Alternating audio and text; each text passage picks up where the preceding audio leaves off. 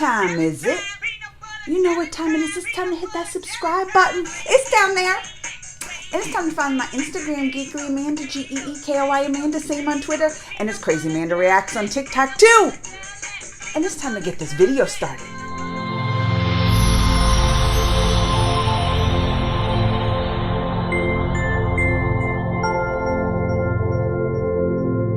Alright, y'all, I got a fun little video today.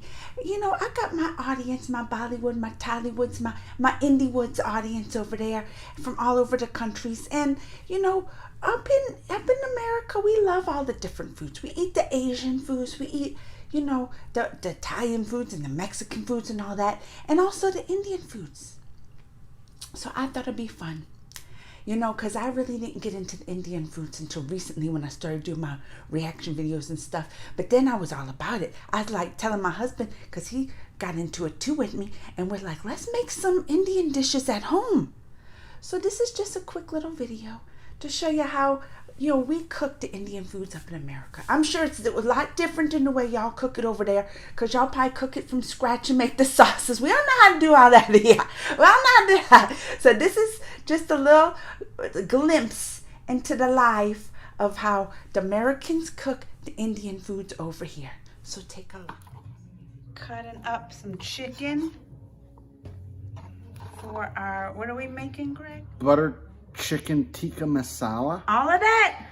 Well, we like to use a combination of butter chicken sauce and tikka masala sauce. I use a jar of each. So I blend some ghee here. And this is the fat that we're going to use to fry up our chicken for a little authenticity. I'm just going to scoop some of this. I keep it in the fridge, but I set it out for a few hours to soften because it's really hard when it's in the fridge. Right now you can see it's... That's not too much ghee. Oh no, you can never have too much ghee. Fat equals flavor. It's going to cook up brown in this, then we transfer it to the crock pot. So this is a whole lot of chicken. You don't want to overcrowd the pan.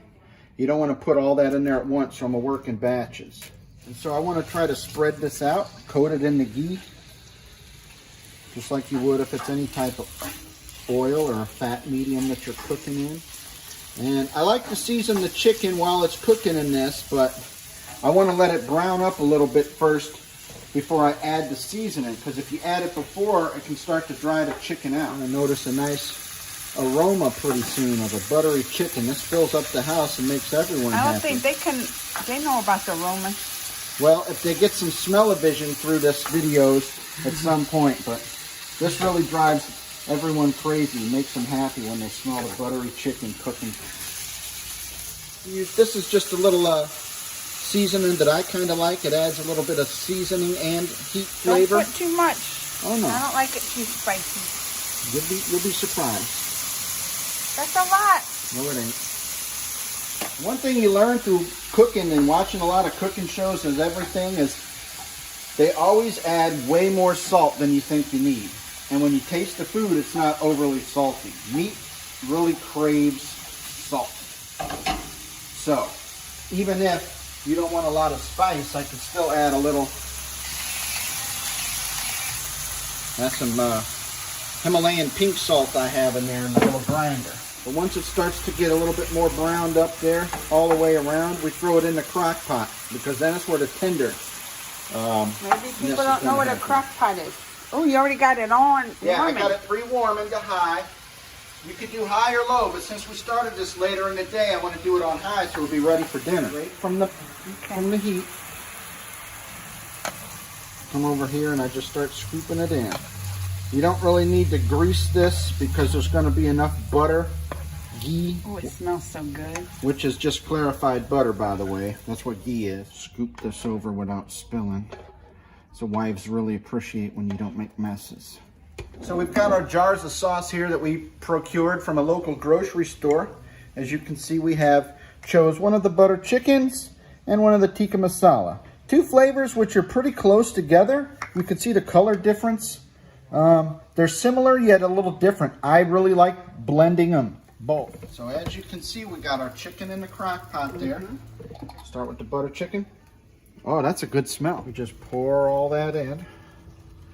But I'm going to show you a little trick after this. And we add the tikka masala. Okay. We take some milk, just a little bit. Agitation, shake, stir. This milk adds a depth of flavor, a creaminess to it that you're not going to get from water. Similar to adding milk to tomato soup versus water. Indian food is cooked with a lot of yogurt, which is dairy-based. I'm not a big fan of yogurt, so I think a little bit of milk actually works pretty well. So now we're just going to get a good stir of this in here. How it looks nice and creamy sauce. It smells good. Smells super good if y'all could smell. Right now we are making some homemade naan. Just finishing it up here. This is the last piece actually. Look at this nice golden Got brown. some rice going over here. Here's some more of our naan, and look at our chicken is done. Look at that. Look at the steam coming out of that. That's right. Look at this. We are about to eat. But look, Bella won't eat the Indian food. She don't know what she's missing.